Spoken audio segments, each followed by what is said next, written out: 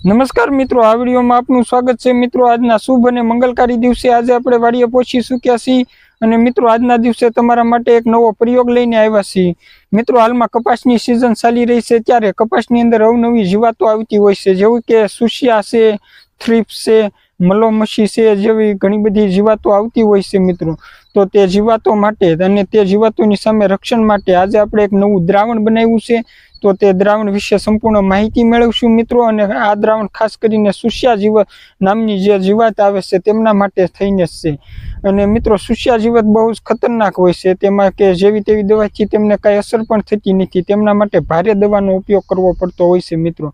તો મિત્રો, ચાલો આપણે સુસિયા માટેનો રામબાણ ઈલાજ આજે આપણે લાવ્યા છીએ, તો તે દ્રાવણ વિશે માહિતી મેળવી। સૌપ્રથમ તમે આપણે આ ચેનલમાં પહેલી વખત આવ્યા હો તો આપણે આ ચેનલને સબસ્ક્રાઇબ કરજો અને આગળ તમને વિડીયો જોવાની મજા આવે તો વિડીયોને લાઇક કરજો।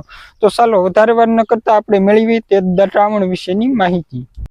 તો મિત્રો, અહીંથી આપણે આગળ ચાલશું એટલે આપણને આગળ તે દ્રાવણ જોવા મળશે। તો આપણે ધીરે ધીરે આગળ ચાલી રહ્યા છીએ અને ટૂંક જ સમયમાં આપણને તે દ્રાવણ જોવા મળશે।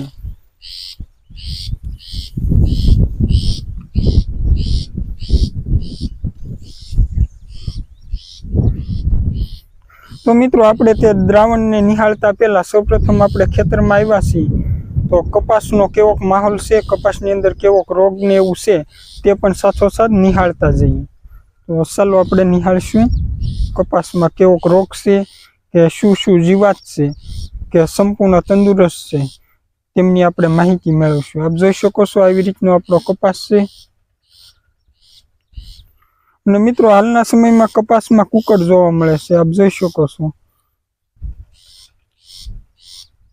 અને હાલમાં ઘણા બધા ખેડૂત મિત્રોને કુકડનો પ્રશ્ન છે, જેમ કે પાન ભેગા થઈ જવા જેવી પરિસ્થિતિ જોવા મળે છે। તો આપણે થોડાક છોડ કપાસના નિહાળશું એટલે આપણને ખબર પડે કે આ કપાસમાં પણ શું કેવોક રોગ છે, કુકડ છે કે શું છે તે આપણે માહિતી મેળવશું। મિત્રો, આપ જોઈ શકો છો આવી રીતનો કપાસ છે અને આમાં પણ અમુક પાન લાલ થઈ જવા કે ભેગા થઈ જવા જેવી પરિસ્થિતિ છે, આપ જોઈ શકો છો।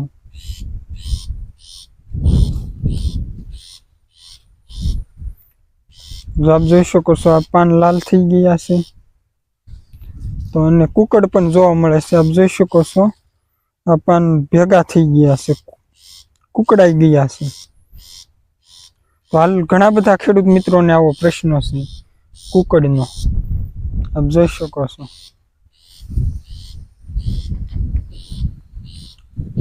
આવી રીતનો કપાસનો માહોલ છે, તો આપણે એક બે છોડ વધારે નિહાળશું એટલે આપણને ખબર પડે। આપ જોઈ શકો છો આ છોડ છે તેમાં પણ કુકડ જોવા મળે છે અને પાન લાલ પડી ગયા છે, અમુક છોડમાં પાન પીળા પણ પડી ગયા છે, આપ જોઈ શકો છો। આવી રીતનો માહોલ છે।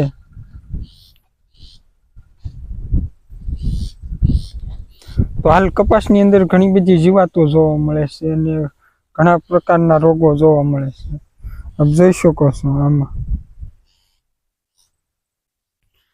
અને કુકડનો પ્રશ્ન તો સૌથી વધુ છે મિત્રો, જોઈ શકો। અને આવી રીતનો આપણો ખેતરનો માહોલ છે, સમગ્ર ખેતરનો।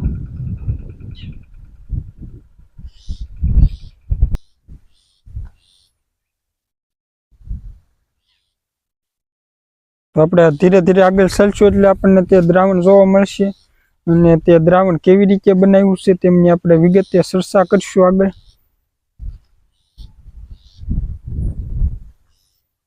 આપ જોઈ શકો છો આવી રીતના કપાસના છોડ છે।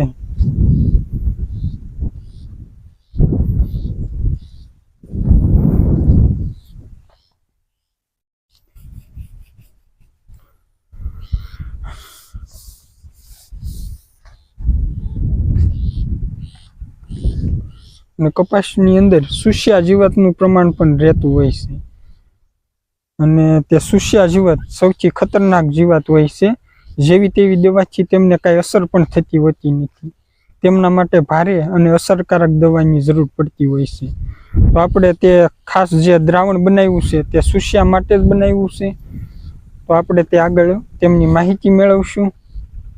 સુસ્યા જીવાત જે હોય છે તે કપાસના પાન સૂસી લેતી હોય છે. જે કપાસના પાનનો રસ હોય છે તે સૂસતી હોય છે, એટલા માટે થઈ તેમનું નામ સુસ્યા પડ્યું છે. અને તે જીવાતને અલગ અલગ વિસ્તારમાં અલગ અલગ નામથી પણ ઓળખતા હોય છે. જોઈ શકો છો આ કપાસના પાન સુકાવા પણ લાગ્યા છે અને લાલ પડી ગયા છે.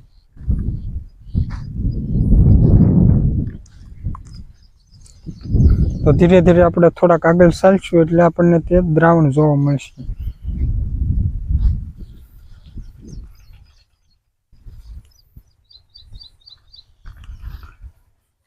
હાલ કપાસના પાકમાં ઘણા બધા ભયંકર રોગો ચાલી રહ્યા છે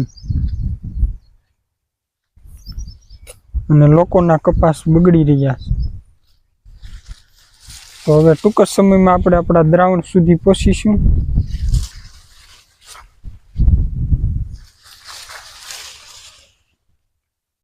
ધીરે ધીરે કપાસ નિહાળતા નિહાળતા આપણે આપણા દ્રાવણ સુધી પહોંચીશું.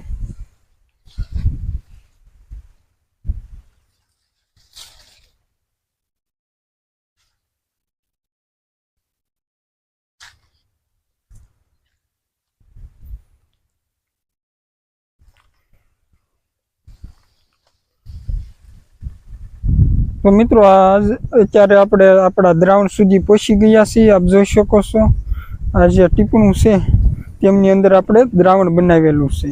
તો મિત્રો આ શું છે તે તમે જાણો છો? જો આ વનસ્પતિ જે કાંઈ છે આપણે બતાવીએ.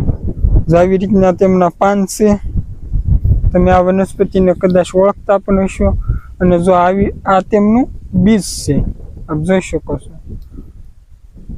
આ તેમનું બીજ છે આવી રીતનું કાંટાવાળું. તો તમે હવે આ વનસ્પતિને કદાચ ઓળખી પણ ગયા હશો. તો મિત્રો આ છે ધતુરો અને આપણે તે ધતુરાનું દ્રાવણ બનાવ્યું છે. મિત્રો આપ જોઈ શકો છો આવી રીતનું દ્રાવણ આપણે બનાવેલું છે. અને આ દ્રાવણને હજી તો 3 દિવસ થયા છે. તો મિત્રો આ દ્રાવણ કેવી રીતે બનાવવાનું તેમની આપણે માહિતી મેળવીએ તો આ 200 લીટરનું ટીપણું છે એક.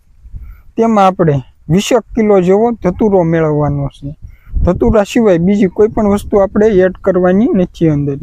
અને ધતુરો મેળવી 200 લીટર પાણીની અંદર 20 કિલો ધતુરો નાખી અને તેમને 10 દિવસ માટે પલળવા રહેવા દેવાનું છે. આમ આવી રીતનું આપ જોઈ શકો છો તેવી રીતનું. પછી 10 દિવસ પછી તેમને ગરણીથી ગાળી અને સીધું જ તમારા સ્પ્રેસ પંપમાં નાખી અને કપાસની અંદર છાંટવાનું છે. આ દ્રાવણથી સુસ્યા સામે રક્ષણ મળશે. જેવી કે કપાસની અંદર કથેરી હોય, થ્રિપ્સ હોય, જેવી ઈયળ હોય, તે તમામ રોગો સામે કપાસને આ દ્રાવણ રક્ષણ આપશે. અને આ દ્રાવણ ખૂબ જ ઉપયોગી છે કપાસ માટે મિત્રો. અને આપ જોઈ શકો છો આવી રીતનું છે. અને આ દ્રાવણ માટે તમારે 1 પણ રૂપિયાનો ખર્ચ કરવાનો નથી. કારણ કે આ જે આપણે ધતુરો આમાં જે મિલાવ્યો છે તે ધતુરો તમને સીમશેઠે જંગલ વિસ્તારમાં સાવ ફ્રીમાં મળી રહેતો હોય છે. માટે આ દ્રાવણ માટે કોઈ પણ ખેડૂત મિત્રોને 1 પણ રૂપિયાનો ખર્ચ કરવાનો નથી. અને તે આ દ્રાવણ કોઈ પણ ખેડૂત મિત્રો પોતાની જાતે જ બનાવી શકે છે મિત્રો, 1 પણ રૂપિયાના ખર્ચ વગર. આપ જોઈ શકો છો આવી રીતનું 200 લીટરનું ટીપણું છે. અને તેમની અંદર આપણે 20 કિલો જેટલો ધતુરો મેળવ્યો છે. અને આ દ્રાવણને 10 દિવસ પલળવા રહેવા દેવાનું છે. આપ જોઈ શકો છો આવી રીતનું આ દ્રાવણ પણ લીલું થઈ ગયું છે. આપ જોઈ શકો. અને 10 દિવસ પછી ગાળી અને સીધું જ તમારા સ્પ્રેસ પંપની અંદર નાખી. આમાં કોઈ પણ વસ્તુ બીજી કાંઈ મિલાવવાની નથી. સંપૂર્ણ ઓર્ગેનિક દ્રાવણ હોવાથી તમારા પાકને કોઈ પણ જાતનું નુકસાન પણ કરતું નથી. તો મિત્રો આજે આપણે ધતુરાનું દ્રાવણ જોયું. અને આ દ્રાવણ કપાસ માટે ખૂબ જ ઉપયોગી છે.